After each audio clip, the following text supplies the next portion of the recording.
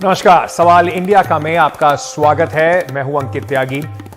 सारी पुरानी कहावत यह है कि जब भी आपको कुछ रास्ता नहीं सूझता, सारे रास्ते बंद हो जाते हैं, कोई परेशानी हो जाती है, तो आखिर में जो रास्ता आपके पास बचता है वो भगवान का नाम लेने का बचता है। स्कूल कॉलेज के दौरान जब स्टूडेंट्स एग्जाम से पहले भी यही करते थे, तभी भगवान उन्हें याद आते थे। वैसा ही एक टेस्ट अगर कहें तो अब गुजरात में होने वाला है, और उस टेस्ट से पहले अरविंद केजरीवाल, जो आम आदमी पार्टी के राष्ट्रीय संयोजक हैं, दिल्ली के मुख्यमंत्री हैं, उन्हें भी शायद भगवान की ही याद आ गई, भगवान का ही सहारा उन्हें दिखाई पड़ा। अर्थव्यवस्था को सुधारने का एक अनोखा उपाय आज उन्होंने बताया। केजरीवाल जी ने आज कहा कि भारतीय करेंसी पर बने जो रुपए जो है उसका राष्ट्रपिता महात्मा गांधी की तस्वीर है, उसके साथ साथ दूसरी तरफ लक्ष्मी गणेश की तस्वीर भी इस पर लगा देनी चाहिए। जी हां, भगवान गणेश और माता लक्ष्मी की तस्वीर लगाना चाहते हैं जो रुपए हैं हमारे, उसके ऊपर अरविंद केजरीवाल जी ने केंद्र सरकार से अपील की कि नोट पर गणेश लक्ष्मी की फोटो होगी तो पूरे देश में जो लक्ष्मी जी गणेश हैं उनको आशीर्वाद मिलेगा, हमारे देश की अर्थव्यवस्था भी बेहतर हो जाएगी। केजरीवाल जी के बयान के बाद बीजेपी जबरदस्त आक्रामक हुई, लगता भी था, क्योंकि राजनीति की पिच पर अगर धर्म की कोई सबसे ज्यादा जो पिच पर बैटिंग करने वाली टीम है, जो सबसे स्ट्रांग टीम है, वो बीजेपी मानी जाती है। तो अगर बीजेपी की पिच पर अरविंद केजरीवाल बैटिंग करने पहुंचे तो बीजेपी का पलटवार जाहिर था। पलटवार करते हुए बीजेपी ने कहा कि वोट के लिए हिंदुत्व का ढोंग कर रहे हैं अरविंद केजरीवाल। बीजेपी प्रवक्ता संबित पात्रा ने कहा कि केजरीवाल की राजनीति का ये यू टर्न है। वहीं आम आदमी पार्टी ने वापस पलटवार करते हुए बीजेपी को घेरने की कोशिश की। आम आदमी पार्टी के प्रवक्ता सौरभ भारद्वाज ने कहा कि बीजेपी को लक्ष्मी गणेश से इतनी नफरत क्यों है कि जो भारतीय नोटों पर उनकी तस्वीर को लगाने का विरोध किया जा रहा है। अब ये जो पूरा जिस तरीके से राजनीति का मोड़ आ रहा है, लग ये रहा है कि अरविंद केजरीवाल जो स्कूल कॉलेजों की बात करते थे वो अब माता लक्ष्मी और भगवान गणेश की बात कर रहे हैं। वहीं भारतीय जनता पार्टी, जिसकी पिच होती थी मजबूत हिंदुत्व की पिच, वो वहां पर अब प्रधानमंत्री नरेंद्र मोदी स्कूल में जाते दिखाई पड़ रहे हैं। तो ये सब क्यों, क्या इसकी टाइमिंग क्या है और क्यों इस वक्त ये कहा गया, ये जानना भी बहुत जरूरी है। बीजेपी जो है वो अरविंद केजरीवाल क्या कहा जा रहा है कि केंद्र और प्रधानमंत्री से जिस तरह से उन्होंने अपील की है, उसके बाद बीजेपी इस पर आक्रामक है और उन्होंने कहा है कि इनको आशीर्वाद मिलने वाला है नहीं। अब कहीं ना कहीं ये सब गुजरात चुनाव को लेकर किया जा रहा है, ऐसा सभी राजनीतिक विश्लेषक जो हैं वो मानते हैं। क्यों ऐसा हो रहा है कि गुजरात चुनाव को लेकर इस तरीके की बात हो रही है? लगातार इससे पहले भी कई बार अरविंद केजरीवाल दिखाई पड़े मंदिरों में जाते हुए, बात करते हुए। ये मैं आपको अब इसलिए बताना चाहता हूं क्योंकि इसका कहीं ना कहीं जोड़ें आप चुनाव से बिल्कुल पहले, तो शायद थोड़ी स्थिति और साफ होगी। 2017 का जो गुजरात का चुनाव हुआ, उसके कुछ आंकड़े और वोट जो है, गणित जो है, वो थोड़ा सा आपके सामने रखने की कोशिश करते हैं।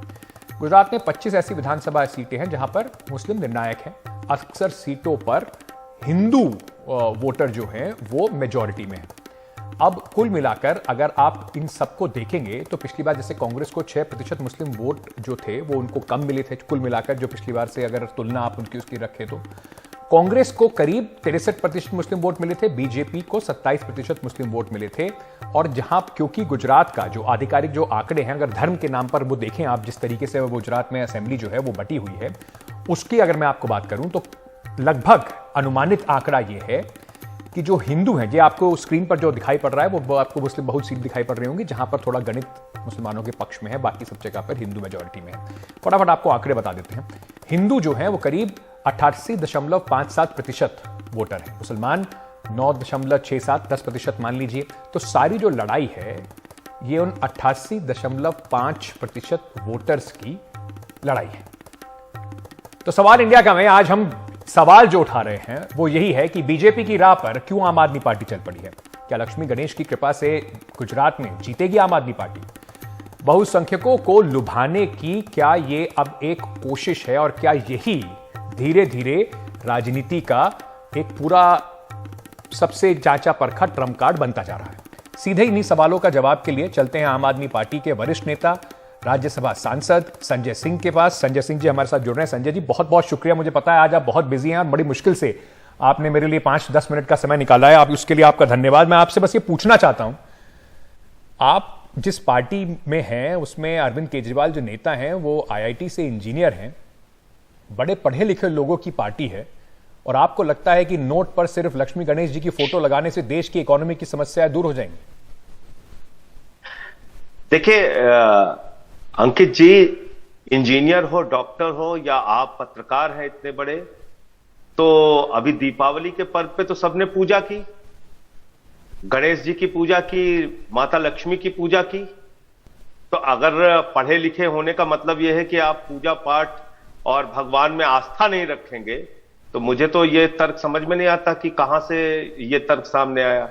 दूसरी बात यह है कि भारतीय जनता पार्टी सुबह से सारे प्रवक्ता, जब से अरविंद केजरीवाल जी ने कहा है कि भाई आप शिक्षा पे, स्वास्थ्य पे, बिजली पे, पानी पे, देश की तरक्की पे जो काम हमें करना है हम करेंगे, वो हमारी प्रतिबद्धता है। लेकिन राष्ट्रपिता महात्मा गांधी की एक तरफ फोटो और दूसरी तरफ भगवान गणेश लक्ष्मी की फोटो हो, पूरी की पूरी बीजेपी विरोध में उतर आई है। सारे प्रवक्ता विरोध कर रहे हैं, सारे नेता विरोध कर रहे हैं। बीजेपी आखिर इतना नफरत क्यों करती है भगवान गणेश लक्ष्मी से? उनको क्या समस्या है? बीजेपी कह रही है कि नकली है आपका, ने रखी, बीजेपी कह रही है आपका जो भक्ति है, पीछे कारण क्या है जी, और मैं आपको दिखाता हूं जी। संजय जी, बीजेपी कह रही है जो आपकी भक्ति है वो चुनावी भक्ति है, आपको आशीर्वाद नहीं मिलने वाला लक्ष्मी गणेश जी का, तो चुनाव क्योंकि आपको चुनाव से पहले ही लक्ष्मी गणेश जी याद आते हैं। जी, चुनाव कब है? चुनाव तो 12 नवंबर को है ना हिमाचल प्रदेश में। 8 दिसंबर को रिजल्ट आएगा, उसके पहले गुजरात का भी चुनाव हो जाएगा ऐसा लगता है। तो तत्काल बीजेपी को फायदा ले लेना चाहिए अगर इससे वोट मिल रहा है तो। उनको उनका हाथ पकड़ रखा अरविंद केजरीवाल जी ने। उनका जी, अगर बीजेपी के ही तर्क को सही मान लेता हूं, हाँ, कि अगर ये चुनाव के लिए किया गया है तो बीजेपी कल अनाउंस कर दे इसको। अरविंद केजरीवाल जी ने एक सुझाव दिया है, हाँ, उसको मान के फायदा ले ले चुनाव में।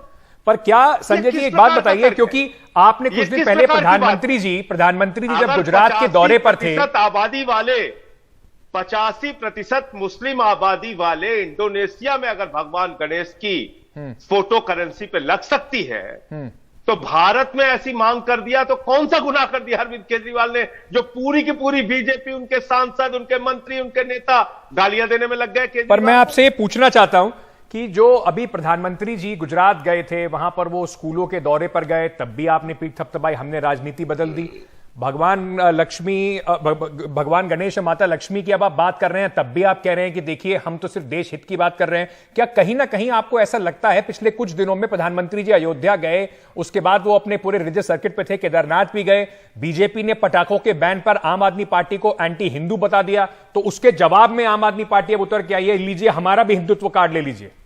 देखिए भाई, बीजेपी क्या कहती है अब उस पर मत जाइए आप। पटाखों का बैन हमने किया क्या? पटाखों के बैन को उठाने के लिए पूरी की पूरी बीजेपी गई सुप्रीम कोर्ट में। अब माननीय सुप्रीम कोर्ट या माननीय हाई कोर्ट की तरफ से अगर कोई आदेश आ रहा है या एनजीटी की तरफ से कोई आदेश आ रहा है तो वो तो सबके लिए बाध्यकारी है। हम अपने बच्चों की सेहत देखें, केजरीवाल जी अपने बच्चों की सेहत देखें या राजनीति देखें। दिल्ली की हवा 5 वर्षों में दीपावली के दिन दूसरे दिन सबसे शुद्धतम हवा रही, न्यूनतम स्तर पे प्रदूषण रहा, तो इसका तो क्रेडिट केजरीवाल जी को देना चाहिए। अच्छा, बीजेपी रूल्ड स्टेट में, हरियाणा में, महाराष्ट्र में यही बीजेपी कहती है पटाखों पे बैन रहेगा, पर संजय जी साइंटिस्ट कह रहे हैं ये जो हवा शुद्ध रही है इसका कारण थोड़ा वेदर कंडीशंस हैं, और दिवाली इस बार अक्टूबर में वो है, तो ठीक है आप काम कर रहे हैं, लेकिन सारा क्रेडिट आप ले लेंगे तो थोड़ा सा। 1/3 पराली जलने के आंकड़े पंजाब में हुए जी, उत्तर प्रदेश और हरियाणा में आंकड़े बढ़े पराली जलने के जी। इन आंकड़ों को देखें ना। मैं अंत में जाने से पहले आपसे सीधा एक सवाल पूछना चाहता हूं संजय जी। हनुमान भक्त है अरविंद केजरीवाल, हनुमान चालीसा का पाठ करते हैं, तो हनुमान चालीसा का पाठ करते हैं, भगवान के सच्चे भक्त हैं, भगवान के अगर सच्चे भक्त हैं अरविंद केजरीवाल, उसका वो भक्त धर्म, आपकी आस्था, वो तो आपका अपना निजी विषय है, उसको इस तरीके से लाकर पटल पे रखना, जनता के सामने कोशिश करना कि उसका कुछ चुनावी फायदा हो, वो ठीक है संजय जी। ये देखिए इंडोनेशिया की नोट है, इस पे भगवान गणेश की फोटो।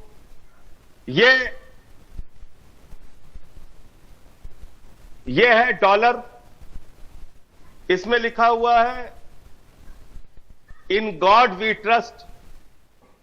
उसके बाद आ जाइए, यह है अमृतसर स्वर्ण मंदिर का दृश्य सिक्के पे बना हुआ है। यह है माता वैष्णो का दृश्य सिक्के पे बना हुआ है, भारत के सिक्के पे बना हुआ है। क्योंकि वो रिलीजियस इंस्टीट्यूशन है संजय जी, हम एक सेक्युलर कंट्री हैं, तो एक ही धर्म के देवी देवताओं को उस पर क्यों लगाया जाए? ये बृहदेश्वर मंदिर का संजय जी, हम एक सेक्युलर कंट्री है या नहीं? अगर हम एक सेक्युलर कंट्री हैं, हमारा कॉन्स्टिट्यूशन ये कहता है, जिस संविधान की आपने शपथ ली एमपी बनने से पहले, केजरीवाल जी ने गणेश लक्ष्मी के फोटो की मांग करके कौन सा अपराध कर? कोई अपराध नहीं किया। मैं सिर्फ ये आपसे जानना चाहता हूं, मुझे आप गणेश और माता लक्ष्मी से इतना नफरत क्यों करती है? मुझे सिर्फ इतना बताइए कि हम जिस संविधान की आपने इसके खिलाफ क्यों है? ठीक है संजय जी, आपने अपनी बात कही, मेरा एक सवाल जानने से पहले आप ले लीजिए। जिस संविधान की आपने शपथ ली वो कहता है कि भारत एक सेक्युलर देश है, तो उसमें सिर्फ एक ही धर्म विशेष के देवी देवताओं की फोटो को नोट पे लगाने का क्या औचित्य है? अरे तो किस धर्म का अपमान कर दिया भाई हमने? मतलब अगर हम भगवान गणेश लक्ष्मी की फोटो लगाने की बात कर रहे हैं तो इसमें अपमान किस धर्म का हो गया? यह कहां लिखा हुआ है कि आप भगवान की पूजा नहीं करेंगे? धर्मनिरपेक्षता का मतलब यह कहां किस संविधान में लिखा हुआ है? ठीक है, बहुत बहुत शुक्रिया संजय सिंह जी, आम आदमी पार्टी के सांसद हैं, वरिष्ठ नेता, अपनी बात यहां पर रख रहे थे, कह रहे थे कि जो डिसीजन अरविंद केजरीवाल जी ने लिया है यह राजनीतिक, इसको ना समझें, क्या इसको राजनीतिक दृष्टि से देखना चाहिए। मनीषा प्रियम राजनीतिक विश्लेषक इस वक्त हमारे साथ जुड़ रही हैं कार्यक्रम में। आरती मेहरा भारतीय जनता पार्टी की नेता है, वो भी हमारे साथ हैं। ऋषि मिश्रा राजनीतिक विश्लेषक हैं और सौरभ भारद्वाज प्रवक्ता हैं आम आदमी पार्टी के, वो भी इस वक्त हमारे साथ जुड़ रहे हैं। आप चारों का बहुत बहुत स्वागत, धन्यवाद हमारे साथ जुड़ने के लिए। क्योंकि संजय जी ने शुरुआत में अपनी बात रख दी है, सौरभ तो आपके पास 1 मिनट बाद आता हूं, बाकी सबसे थोड़ा सा रिएक्शन लेने के बाद। सबसे पहले मैं आरती मेहरा आपसे पूछना चाहता हूं और समझना आपसे यह चाहता हूं, आम आदमी पार्टी सीधा सीधा कह रही है अगर आपकी भी इतनी आस्था है, बीजेपी कहती है हम हिंदुत्ववादी पार्टी हैं, हम राम मंदिर हो या कोई भी इस तरह का मुद्दा हो उसमें अग्रसर रहते हैं, आगे रहते हैं, तो आप समर्थन कर रहे हैं क्या आम आदमी पार्टी के इस मांग का? कमाल करते हैं अरविंद केजरीवाल जी, किस तरह का इन्होंने यू टर्न लिया है। अभी इनकी सरकार ने सामूहिक दिवाली पूजन को बंद करवाया है और अभी ये लक्ष्मी गणेश जी की मतलब हर रोज इनका एक नया मूव होता है।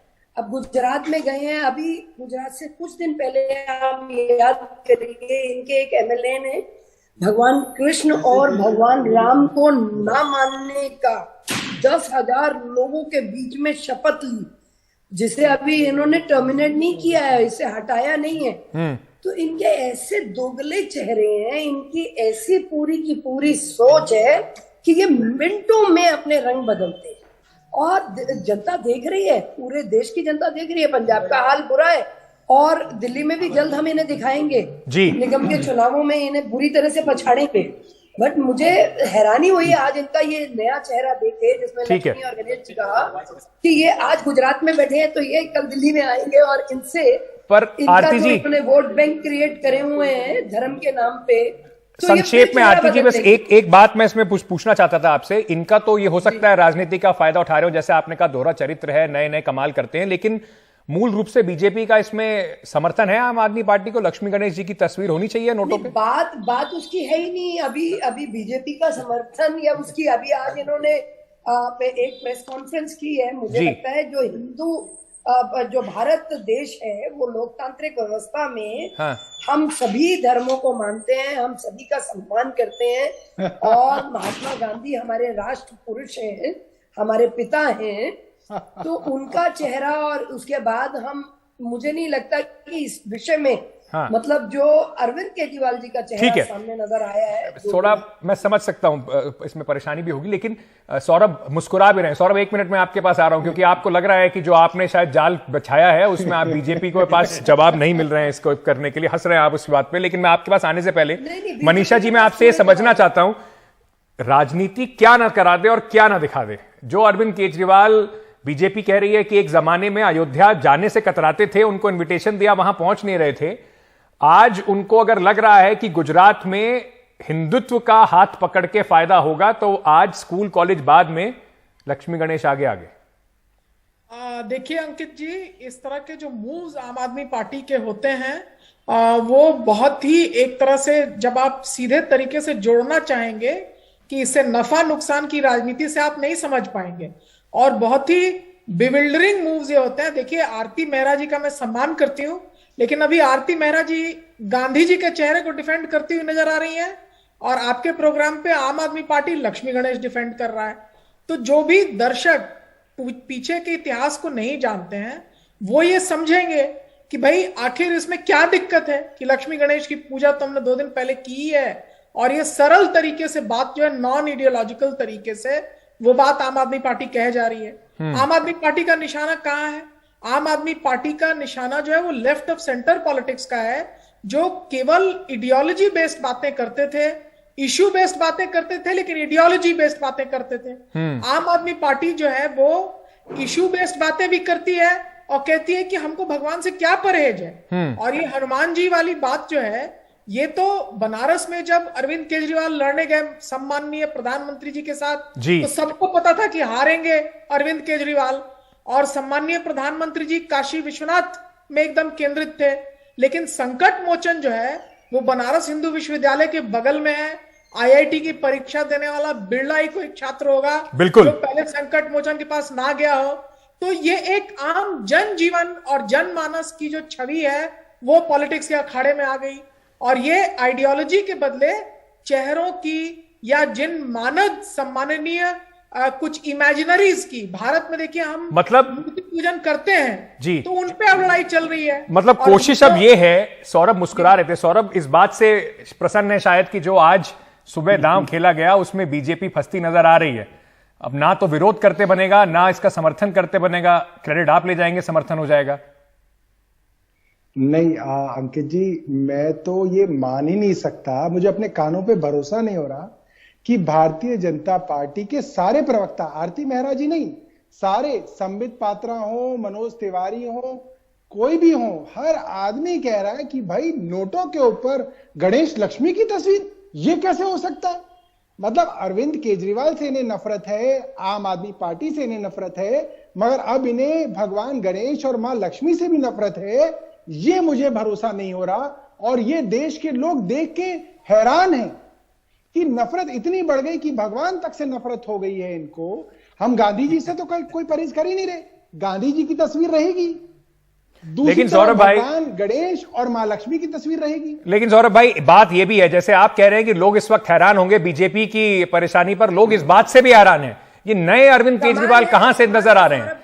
ये अरविंद केजरीवाल कौन से हैं जो ये बात बता रहे हैं कि देश की इकोनॉमी जो है वो इस वक्त खस्ता हाल है, और अगर माता लक्ष्मी और गणेश जी की फोटो लग जाएगी तो हमारी इकोनॉमी में बरकत आ जाएगी, सुधार आ जाएगा। इकोनॉमिस्ट जो है सौरभ भाई, आरती जी को ना मानने की शपथ दिला रहे हैं 10,000 आरती जी 1 मिनट, उसमें वो भी सवाल पूछूंगा, 1 सेकंड रुक जाइए। ऐसे व्यक्ति बात करते हैं, मिनटों आरती में जी पैतरे बदलते हैं, यू टर्न करते हैं। ठीक है, और आपने ये बात कही। आरती जी एक एक चीज मैं स्पष्ट कर दूं, मैं एक सवाल पूछूंगा, आप लोग जवाब दीजिएगा, मैं पूरा समय दूंगा। तो सौरभ जी, मैं जो अपना सवाल आपसे पूछ रहा था, दुनिया भर में इकोनॉमिस्ट जो है, ऋषि सुनाक अभी अभी ब्रिटेन के प्रधानमंत्री बने हैं, उनकी इकोनॉमी बड़ी खस्ता हाल है, वो इस फॉर्मूले से चकरा गए कि इकोनॉमी ठीक हो जाएगी अगर लक्ष्मी गणेश जी की फोटो लग जाए तो। अंकित जी, बड़े बड़े डॉक्टरों के यहां जब हम अपने मरीजों का इलाज करते हैं, हमारे रिश्तेदार होते हैं, और जब सारे इलाज फेल हो जाते हैं तो डॉक्टर ये कहता है भगवान के आगे प्रार्थना करो, भगवान ही बचा सकते हैं। तो हमारी इकोनॉमी के सबसे बड़े डॉक्टर मोदी जी थे, जब वो 8 साल में फेल हो गए तो अब हमारी आस्था आ गई है कि मां लक्ष्मी और भगवान गणेश जो है इस इकोनॉमी को पार लगा सकते हैं, और ये आस्था का विषय है। बड़े से बड़े डॉक्टर, बड़े से बड़े साइंटिस्ट, बड़े से बड़े इंजीनियर आस्था के आगे तो नतमस्तक हैं। हमारी साइंस टेक्नोलॉजी जहां फेल, तो सौरभ भाई, कल जब पोल्यूशन थोड़ा अगर दिल्ली में बढ़ जाएगा या दिल्ली में कोई और परेशानी होगी तो आप जनता को यही कहेंगे भगवान पे विश्वास रखिए, सब ठीक हो जाएगा। सरकार का काम अब यही है कि भगवान पे विश्वास रखने का दिलासा आपको दें। अंकित जी, हम ये कहेंगे कि भगवान का आशीर्वाद मिले इस सरकार को, भगवान का आशीर्वाद मिले अरविंद केजरीवाल को, हनुमान जी का आशीर्वाद मिले अरविंद केजरीवाल को, और पोल्यूशन हो या भारतीय जनता पार्टी के जो षड्यंत्र हो, सबसे पार निकल पाए अरविंद केजरीवाल। ऋषि मिश्रा राजनीतिक विश्लेषक हैं, वो भी हमारे साथ इस वक्त हैं। ऋषि जी, क्या अब अंकित ये जी, एक सिचुएशन बात आ कहना गई है। चाहूंगी। आरती जी मैं आ रहा हूं आपके पास, उन्होंने क्योंकि अब तक कुछ बोला नहीं है, उनसे एक सवाल ले लेता हूं, फिर मैं आपके पास आ रहा हूं। ऋषि जी, क्या अब ये स्थिति आ चुकी है कि देश के अंदर अगर हिंदुत्व, मेजोरिटेरिज्म का कार्ड नहीं खेलेंगे तो आपकी जीत की कोई गारंटी नहीं है? जीत की गारंटी हिंदुत्व ही है अब चुनाव में। देखिए अंकित जी, अरविंद केजरीवाल नए नहीं हैं। 2017 में भी उनके जो राजनीतिक अप्रोच आपने देखा, विधानसभा चुनाव के दौरान दिल्ली के एक खास जगह पे आंदोलन चल रहा था और कई पत्रकारों ने उनसे सवाल किया क्या वहां वो जाएंगे, और वहां गए भी नहीं और उस सवाल को लिया भी नहीं। तो जो देश में वर्तमान में बहुसंख्यक की जो राजनीति चल रही है, उसमें अरविंद केजरीवाल और उसकी पार्टी को लग रहा है कि यदि उस अप्रोच को वो नहीं अपनाएंगे तो बीजेपी जैसी जो पार्टी है, जिसका फार्मूला है सांस्कृतिक राष्ट्रवाद प्लस हिंदुत्व का जो एक फार्मूला, सफल फार्मूला बीजेपी अपनाई हुई है और बीजेपी को इससे सफलता भी मिली है, तो गुजरात में उन्हें लग रहा है कि वो टक्कर नहीं दे पाएंगे। और आपके माध्यम से अरविंद केजरीवाल और सौरभ भारद्वाज जी बहुत टैलेंटेड प्रवक्ता है, मैं उनसे मैं एक सवाल करना चाहता हूँ। बिल्किस बानो जो गुजरात की बेटी है, वो ऐसे महत्वपूर्ण मुद्दे पे अरविंद केजरीवाल हो या मनीष सिसोदिया हो, सौरभ भारद्वाज हो, कोई भी बोलने को तैयार नहीं है। मेरा सवाल है कि बिल्किस बानो इस हिंदुस्तान की बेटी नहीं है? सौरभ भारद्वाज जी, आपको चंद वोटों के लिए पूरे हिंदुस्तान को, चाहे वो भाजपा हो, मुझे लगता है इस सवाल का जवाब में तो दोनों बीजेपी और आम आदमी पार्टी को परेशानी है। सौरभ भाई पूछ रहे हैं आपसे वो। नहीं, मैं बिल्कुल इस पे साफ कहना चाहता हूं कि किसी बलात्कारी को इस तरह से छोड़ना और सजा पूरे हुए बिना उसको छोड़ना बहुत गलत है। बलात्कारी चाहे किसी भी धर्म का हो, हिंदू हो, मुस्लिम हो, सिख हो, ईसाई हो, उसको पूरी तरीके से एक दूसरे के ऊपर हम ना बोले। ऋषि जी, उनको अपनी बात खत्म करने दीजिए। आपने एक सवाल पूछा, वो उसी का जवाब दे रहे हैं, उनको अपनी बात खत्म करने दीजिए। एक दूसरे के ऊपर बोलेंगे जनता को समझ में नहीं आएगा। जी सौरभ। बिल्कुल जो है इसके वाजिब सवाल उठाए गए हैं और ये गलत तरीके से उनको जो छोड़ने वाला काम किया गया है, इसकी वजह से भारतीय जनता पार्टी की बहुत बदनामी हो रही है। बहुत लोग उनसे सवाल कर रहे हैं इस बारे में। आरती, मेरा ये सवाल आपसे भी उठता है क्योंकि वहां पर बिल्किस बानो वाला जो मुद्दा है उस पर भारतीय जनता पार्टी के नेताओं का भी अभी तक कुछ स्पष्ट जवाब सुनने में आया नहीं। लेकिन क्या कहीं ना कहीं बीजेपी को ऐसा लगता है कि आम आदमी पार्टी, जैसे मनीषा जी कह रही थी, मौसम देखकर या चुनाव का माहौल देखकर एक नई स्ट्रैटेजी, एक नया पैतरा लेकर हमेशा सामने आते हैं, इसी वजह से आम आदमी पार्टी आपके लिए सबसे बड़ा चैलेंज है, कांग्रेस से बड़ा चैलेंज है?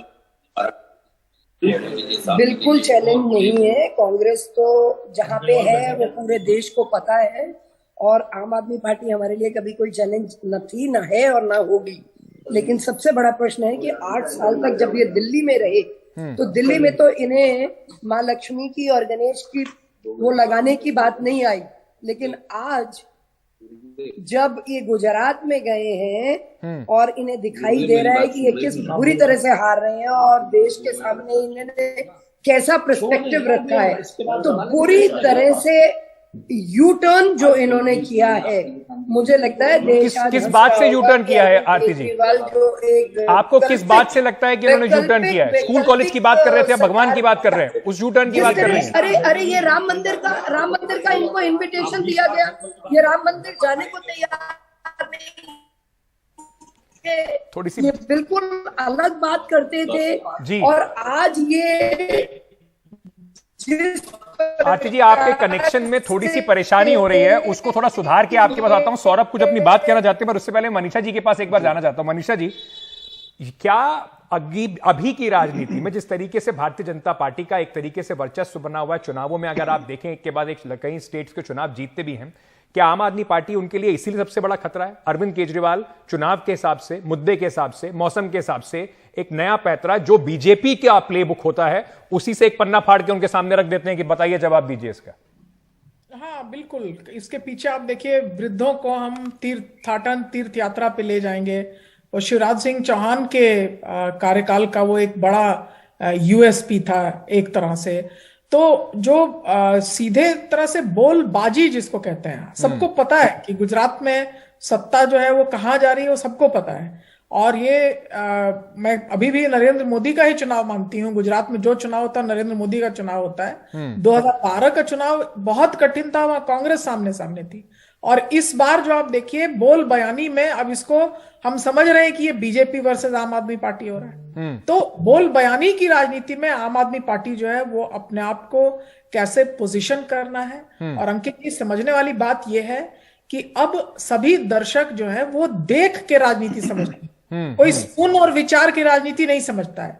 तो देखने की, eyes have become the sensory perception, जो देखने वाली राजनीति है और बोल बयानी वाली राजनीति है, पॉलिटिकल एडवर्टाइजिंग, उसमें आम आदमी पार्टी अपने आप को पोजीशन कर लेता है, जनाधार उतना हो या ना हो, तो चर्चा जो है उसके इर्द गिर्द हो जाती है। जी हाँ, ऑप्टिक्स से माहौल बनाने का जो कार्यक्रम है। तो सौरभ, क्या इस मूव को सिर्फ यही माना जाए कि स्कूल और कॉलेज और फ्रीबीज और बिजली से शायद वोट पक्के नहीं हो रहे, जीत पक्की नहीं हो रही, इसलिए एक पॉलिटिकल ऑप्टिक्स के तौर पे अरविंद केजरीवाल जी ने बड़ा शगुफा छोड़ दिया है गुजरात की राजनीति में? अंकित जी, इसके लिए मैं 2-3 बातें कहूंगा। देखिए, अगर ये कहें कि हम आज गणेश लक्ष्मी की पूजा करने लगे तो ये गलत है। दिल्ली के अंदर दिल्ली की दिवाली के नाम से कई सालों से कनॉट प्लेस के सेंट्रल पार्क के अंदर बहुत बड़े लेवल पे गणेश और लक्ष्मी की पूजा अरविंद केजरीवाल और सारे मंत्रिमंडल के साथ जी, उसमें हमारे मुस्लिम मंत्री भी होते हैं और दूसरे मंत्री भी होते हैं, सारे विधायकों के साथ करते हैं। इस बार कुछ अफसरों की गड़बड़ी की वजह से वो नहीं हुआ, वरना हर साल होती है। 1100 घाटों पे छठ पूजा अरविंद केजरीवाल कराते हैं, पहले करीब 100 घाटों पे हुआ करती थी। जब कावड़ पूजा आती है तो दिल्ली के अंदर सैकड़ों जगह पे दिल्ली सरकार कावड़ के शिविर लगाती है जी। तीर्थ यात्रा पे बुजुर्गों को मुफ्त पे एसी ट्रेन से भेजा जाता है और लाया जाता है। हम बचपन से अपने घर में दिवाली में, चाहे अरविंद केजरीवाल का बचपन हो, वो गणेश पूजा करते आए हैं दिवाली पे। आपके जैसे एक पत्रकार ने उनसे पूछा कि क्या आप हनुमान चालीसा सुना सकते हैं, तो उन्होंने हनुमान चालीसा भी सुना दी। वो वहां पे हनुमान मंदिर चले गए कनॉट प्लेस और पूछा क्या अरविंद केजरीवाल यहाँ कभी आए हैं? पंडित जी ने कहा अरे अरविंद केजरीवाल तो यहाँ आते रहते हैं। दूसरी बात, अगर गुजरात इलेक्शन की समस्या है तो अंकित जी एक सुझाव है मेरा, आरती जी को 8 दिसंबर को चुनाव के रिजल्ट आ जाएंगे।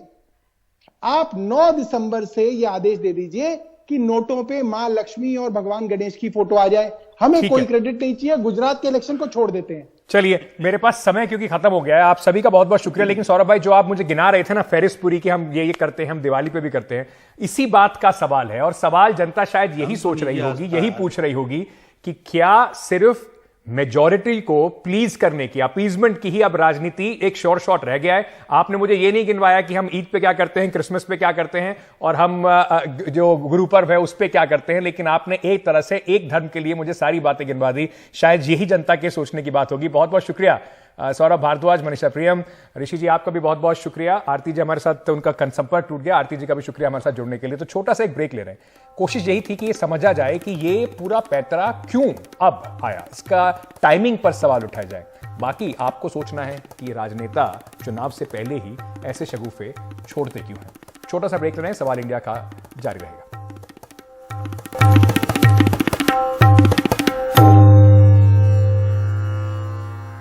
हमने कितनी चिट्ठियों में लिख दी एक बात, आपने सुनी है, पढ़ी है कि गुरु हम थे, हम हैं और हम ही रहेंगे। 100%, 1000%, 1,00,000%, लाखों बार कहलवा लो, हम थे, हम हैं और हम ही रहेंगे। पता नहीं क्या खाज उठती है, तो कुछ दिनों बाद फिर शुरू हो जाते हैं, फिर खाज उठती है, फिर शुरू हो जाते हैं। हमें सूत्रों से पता चला, ये सूत्र नहीं मिले आज तक। रेप के केस में दोषी पाए गए हैं, उसके बाद भी इस तरीके की, अंग्रेजी का जो शब्द है एरोगेंस, इस तरीके की हिम्मत आती कहां से है? शायद यही सबसे बड़ा सवाल है। और जो राजनीतिक दल के नेता इनके घर के सामने खड़े होते हैं, वहीं से ये ताकत जुटाते हैं। तो सवाल इंडिया का में जो आज हम पूछ रहे हैं कि राम रहीम ने जो म्यूजिक वीडियो लॉन्च किया है, जो गाना लॉन्च किया है अपनी पोजीशनिंग के लिए, क्या इसी के लिए पैरोल पे भेजे गए थे? ताकत वापस पाने का पूरा खेल है ये वीडियो भी। मतदाताओं को प्रभावित करने की कोशिश है, क्योंकि हरियाणा में निकाय चुनाव भी होने वाले हैं, बाईपोल्स भी होने वाले हैं आदमपुर सीट का। और राम रहीम सियासत में क्यों है जरूरी? वोट चार्जर क्यों है राम रहीम इतने जरूरी?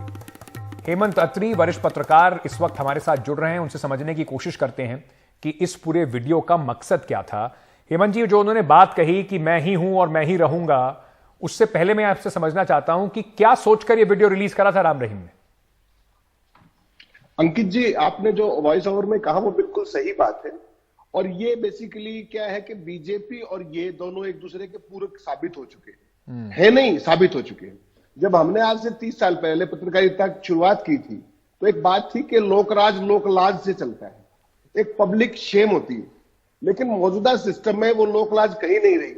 और अकेली बीजेपी की बात नहीं है। अगर आदमपुर बाई इलेक्शन के कांग्रेस कैंडिडेट को देखो आप, तो वो भी उतनी बेशर्मी से ये कह रहे हैं कि मेरे से बड़ा इनका कोई भगत नहीं है और ये मेरे सबसे बड़े गुरु हैं। ये इन्होंने 3 दिन पहले कहा। अब सवाल अंकित जी ये नहीं है, सवाल ये है कि इन आमतौर पर बीजेपी और तमाम पार्टियां और उनके जो नेता हैं एक बड़ी सीरियस झूठ बोल रहे हैं लगातार कि इनको पैरोल और ये सारी चीजें फरलो इनको जुडिशरी दे रही है। मैं एक बात बड़े स्पष्ट कर दूं आपको, इनको कोई जुडिशरी ने किसी तरीके की कोई फरलो नहीं दी है। ये विशुद्ध रूप से एक एडमिनिस्ट्रेटिव फैसला होता है। बिल्कुल। और एडमिनिस्ट्रेटिव फैसला डिविजनल कमिश्नर रोहतक, जहां पर ये जेल में है, उनके पास एप्लीकेशन जाती है। जहां ये छुट्टी बिताना चाहते हैं, इस केस में वो बागपत है, डिविजनल कमिश्नर ने चिट्ठी लिखी बागपत डीएम को जी कि साहब ये यहाँ छुट्टी बिताना चाहते हैं, इनका ये एड्रेस है या नहीं आप बताइए। और आपको पता है हरियाणा में भी बीजेपी की सरकार है और वहां भी बीजेपी की सरकार है। बिल्कुल। इस साल के अंदर, इसी साल के अंदर अगर आप देखें, पहले 28 दिन की पैरोल मिली। फिर उस टाइम क्या था, उस टाइम पंजाब और यूपी का इलेक्शन था जनवरी में। उसके बाद जून में पैरोल मिली, उस समय एलनाबाद का बाई इलेक्शन था।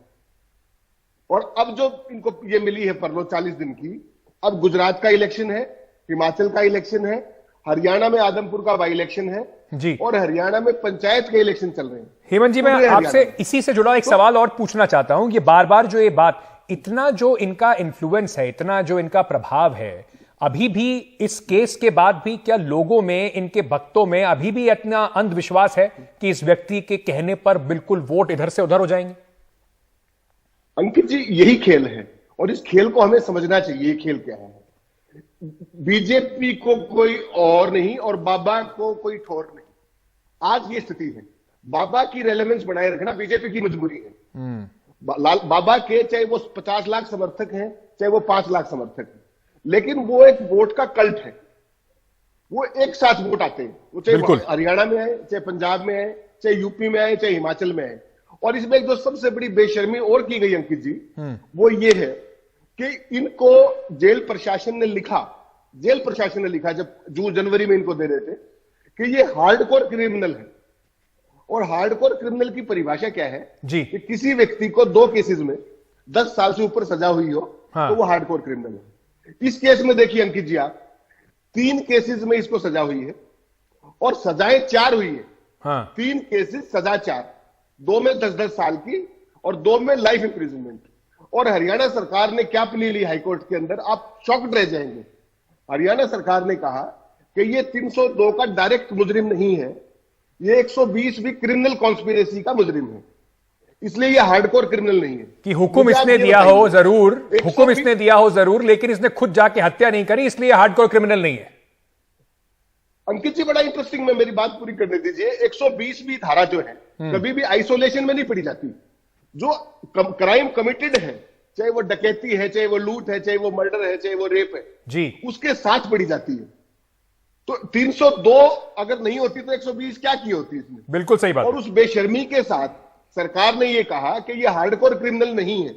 अगर ये हार्डकोर क्रिमिनल, जो शब्द आपने इस्तेमाल किया है अत्री जी, मुझे लगता नहीं कि उससे बेहतर कोई और शब्द हो सकता है। बेशर्मी ही है ये पॉलिटिकल सिस्टम की, सरकारों की, राजनीतिक दलों की, कि ऐसे व्यक्ति के साथ अभी भी खड़े दिखाई पड़ते हैं और उसका राजनीतिक फायदा उठाने से चूकते नहीं है। बहुत बहुत शुक्रिया सर, इससे बेहतर शायद कोई और समझा नहीं सकता था इस पूरे मामले को हमारे साथ जुड़ने के लिए। चलिए, तो सवाल इंडिया में इस वक्त छोटा सा एक ब्रेक लेके वापस आते हैं। कांग्रेस में अब मल्लिकार्जुन खड़गे काल शुरू हो गया है, उसके बारे में बात करेंगे छोटे से ब्रेक के बाद।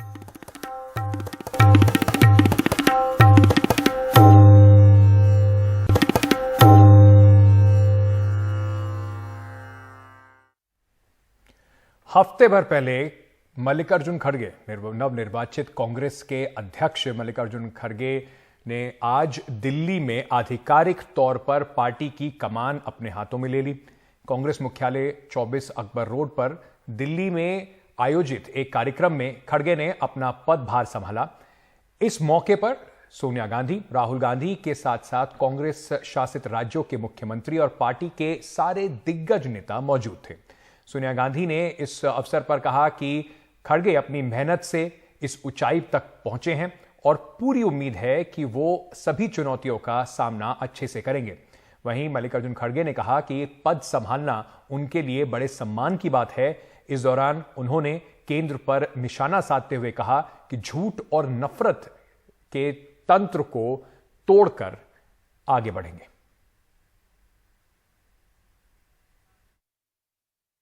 आज मेरे लिए बहुत ही भावुक क्षण है। आज एक वर्कर, मजदूर का बेटा, एक सामान्य कार्यकर्ता को भारतीय राष्ट्रीय कांग्रेस का अध्यक्ष चुनकर ये सम्मान देने के लिए आप सबका हार्दिक आभार और धन्यवाद देता हूं। मैं आप सबको भरोसा दिलाता हूं कि अपनी मेहनत से, अपने अनुभव से जो कुछ भी संभव होगा मैं करूंगा, लेकिन आप सबको भी मेरे साथ पूरी ताकत के साथ, लगन के साथ ठहरना होगा। यही मेरा अपील है। ये दौर मुश्किल है। हम सब जानते हैं कि जैसे लोकतंत्र की स्थापना कांग्रेस ने की थी, उसको बदलने की कोशिश आज हो रही है। किसने सोचा होगा कि देश में कभी ऐसी राजनीति का दौर भी आएगा जिसमें झूठ का बोलबाला होगा और सत्ता में बैठे हुक्मरान लोकतंत्र को कमजोर करने में जुटे होंगे। लेकिन मैं ये भी जानता हूं कि झूठ, फरेब और नफरत का ये तंत्र हम तोड़ कर रहेंगे। हमारे नए पार्टी अध्यक्ष खड़गे जी को हृदय से बधाई देती हूँ। वे एक अनुभवी नेता है, धरती से जुड़े हुए नेता है।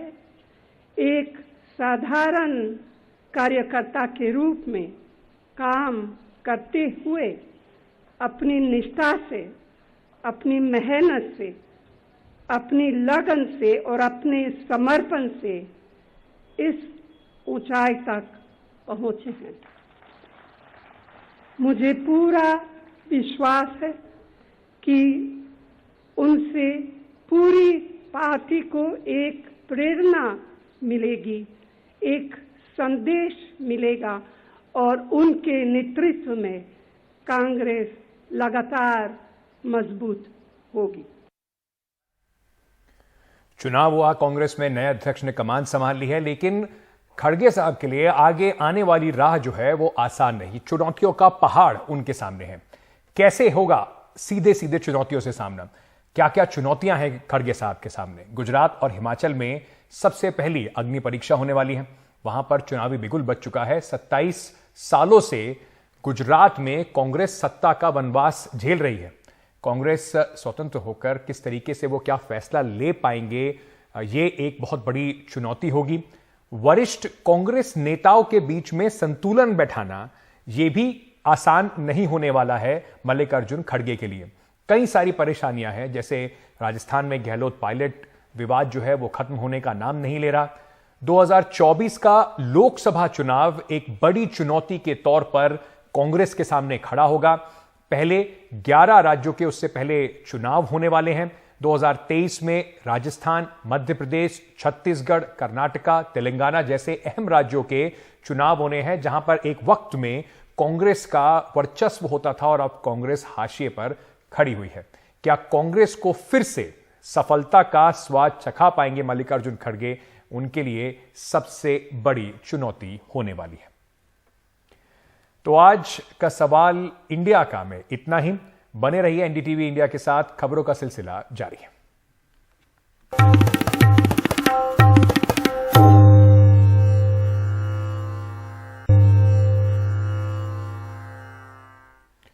इस बीच प्रयागराज के ग्लोबल अस्पताल पर चल सकता है बुलडोजर।